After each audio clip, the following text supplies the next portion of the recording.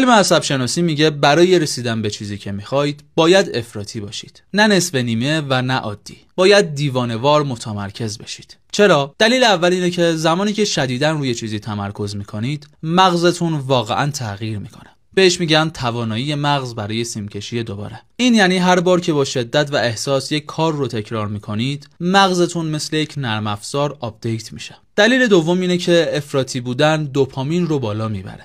دوپامین یعنی همون انرژی ذهنی، انگیزه و سوختی که باعث میشه ادامه بدید و جا نزنید. و دلیل سوم اینه که مغز ما یک سیستمی داره به اسم RAS. این سیستم شبیه به یک فیلتر عمل میکنه و دقیقاً تعیین میکنه که شما چه چیزی رو توی دنیا ببینید. این یعنی زمانی که روی یک هدف وسواس پیدا میکنید مغزتون هم شروع میکنه آدمها، موقعیتها و فرصتهایی رو بهتون نشون بده که توی مسیر شما هستن.